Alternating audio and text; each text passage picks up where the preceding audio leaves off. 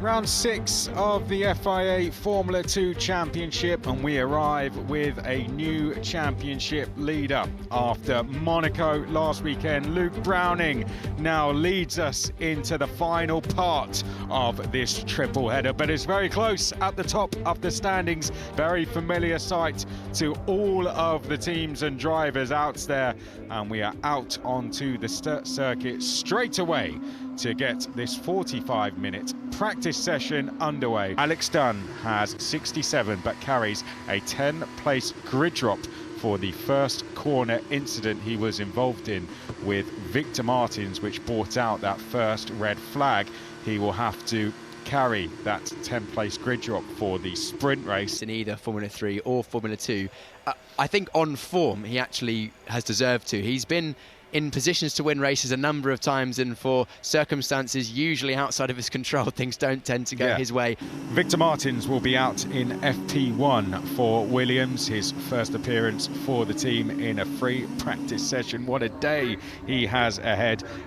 ART doing a great job with Victor Martins in the qualifying performances, just hasn't had the luck in the races, but good for Williams. I mean, what a day for him, jumping into free practice with the Williams team. He joined that academy this year, and they have showed their faith in him. He's not the only Williams Academy driver. The other one is Luke Browning, who we will be making sure that all drivers are at racing speed on the entry of turn 30, and that's a race director in the race director's instructions there, so that we don't have any dangerous closing speed. Richard Bashaw setting the first representative lap time on 28.0.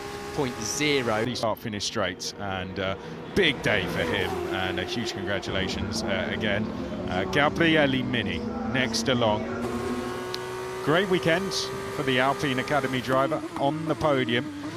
When you get that first podium, Piers, both Prema Racing cars, they would have walked in just with a spring on their step. They've earned their seat in Formula 2, so they know they can do it.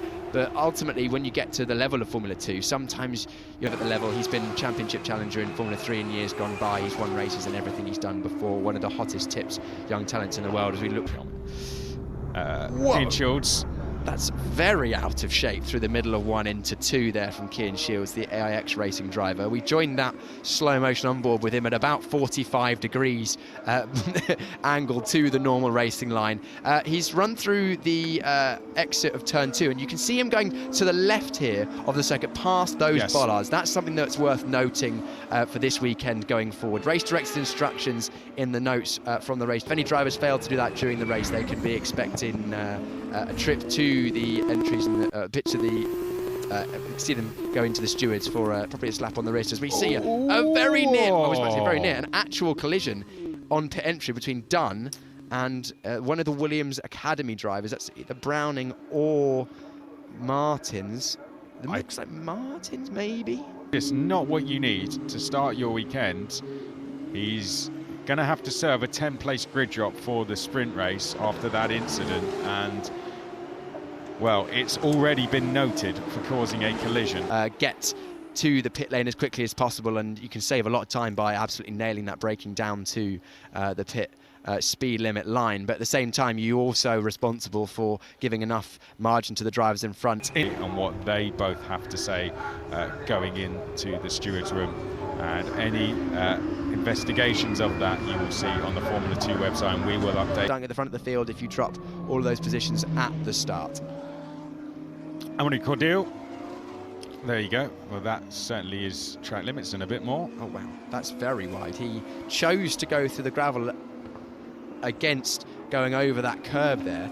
That certainly won't be doing the underside of his car any good. Time will be deleted, and if you run wide on the exit of 14 on the build-up to a flying lap, you'll lose the next lap time as well. You can't gain an advantage going onto a flying lap, so that's something we'll need to keep an eye out for during qualifying and the races. Just a flying lap there as the session comes to a conclusion. Hello everyone, and welcome back to the Harrison Tippett Motorsport YouTube channel. Today we're looking at the F2 practice highlights for the Spanish Grand Prix in 2025. So let's get into it. We had Lindblad finishing first, continuing his strong form throughout the year. I think all the strong performers were up near the front. You know, you had Lindblad in first, Dunn in second, Mini up there, Vishor up there, Martins up there, Fornaroli up there. So all these guys have done well in the year so far, have done well in Barcelona. And that track, you know, Barcelona's a track that all the guys and all the teams know very well. So you're not going to have a lot of new insights, a lot of learning.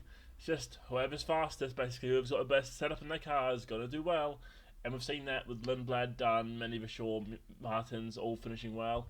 We had a bit of a moment, though, going into the pits, as you saw, where Dunn couldn't get on the brakes fast enough and then hit Martins in the back. I mean, Martins looked like he was going slow enough to, like, go over the pit entry line. But Dunn, I think he was he just didn't see him or something, because he outbraked himself and just, like, went flying into the back of Martins. Maybe he locked up. I don't know, but it looked like a really, like, weird rookie incident. Maybe it's something to do with him driving these new F2 cars, being promoted from F3 this season. Either way, Martin's obviously running out in FP1 soon, and in F1. So maybe we'll see him kind of step off the pace a little bit going into qualifying, seeing as all the other drivers can look at data during that time while he's there working in F1 and have to, like, switch it up. Like with what we saw Behrman last season when he did a lot of FP1 sessions, a lot of F1 sessions. When he had to step in, the F2 suffered. And it might be the same thing this year. But either way, it's going to be a very, very interesting qualifying session.